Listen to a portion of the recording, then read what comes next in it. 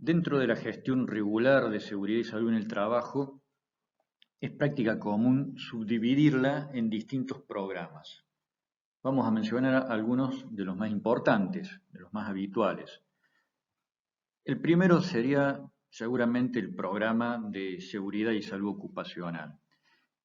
Bajo este título se agrupan los documentos que hacen a la organización del trabajo, a los procedimientos generales, cuáles son las variables que se van a estar midiendo, los métodos en los que se van a medir, las variables de control, de avance de las gestiones y sobre todo las variables de control de los resultados. ¿Sí? Aquí se toman esas definiciones y se le da un marco general a todo lo que es la gestión de seguridad y salud ocupacional.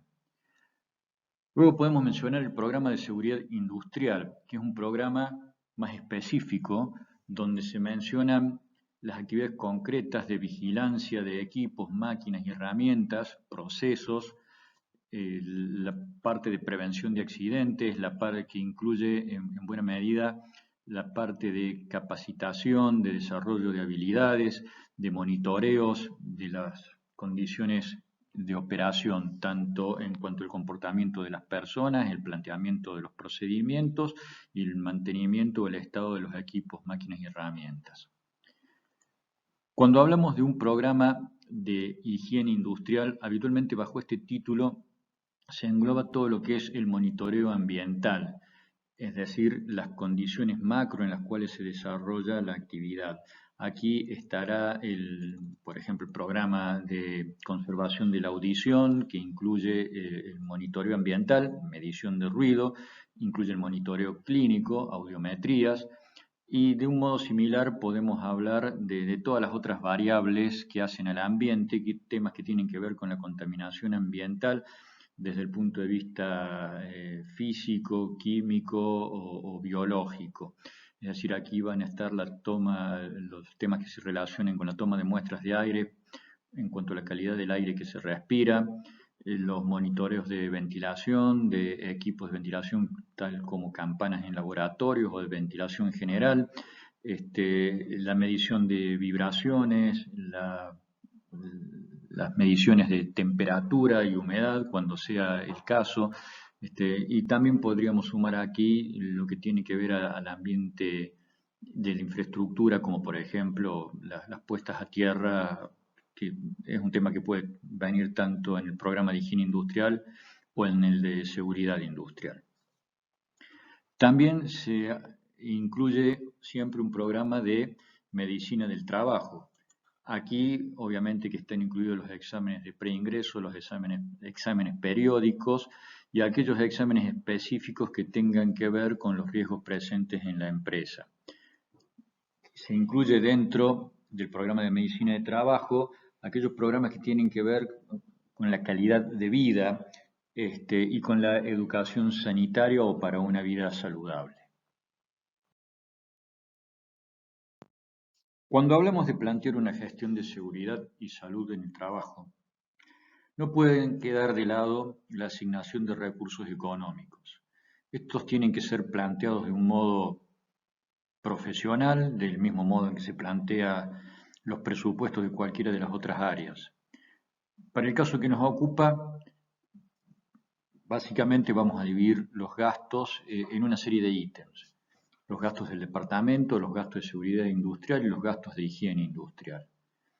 Los gastos de departamento nos referimos a los gastos propios de la operación del departamento, más allá de la remuneración de aquellos quienes forman parte del departamento.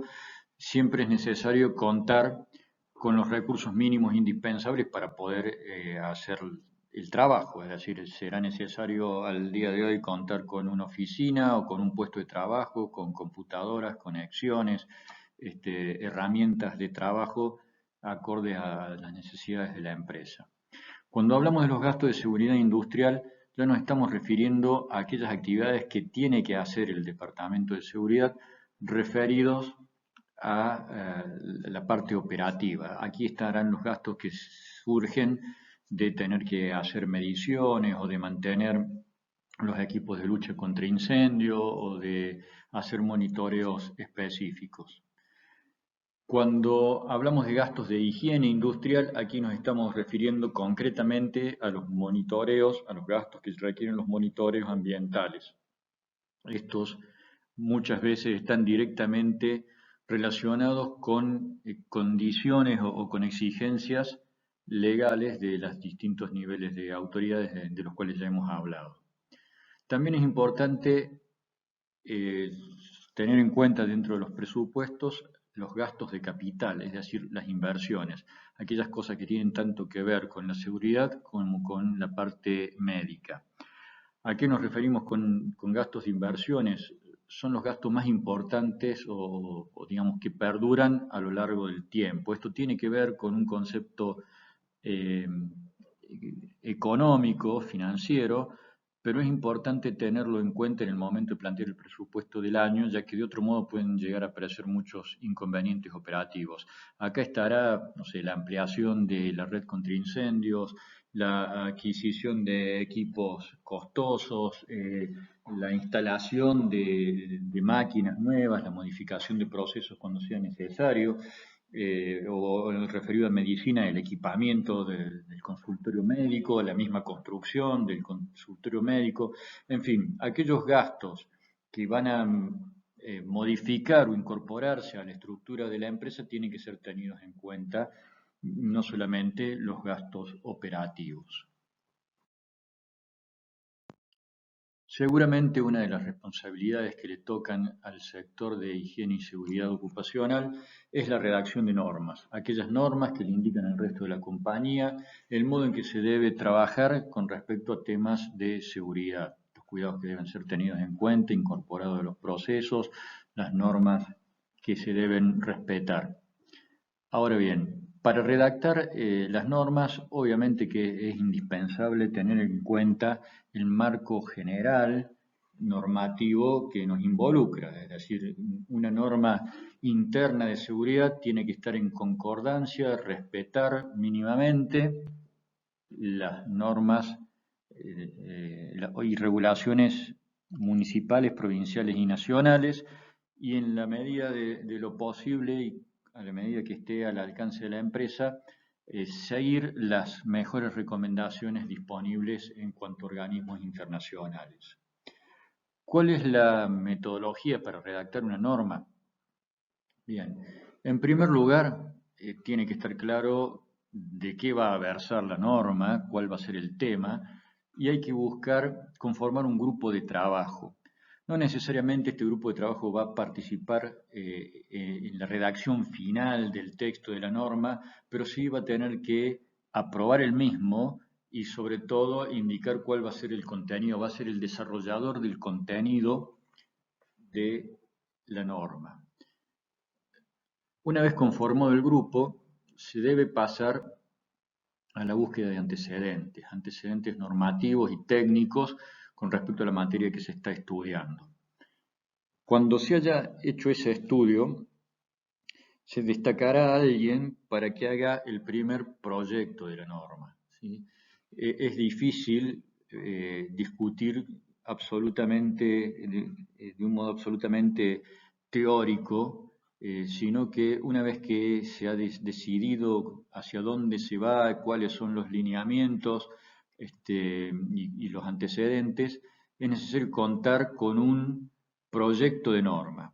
Una vez que se tiene redactado el primer borrador de la norma, allí sí se abre la discusión fina para todo el grupo que puede ir sobre un tema concreto haciendo las mejoras o las corroboraciones del texto adecuado de la norma.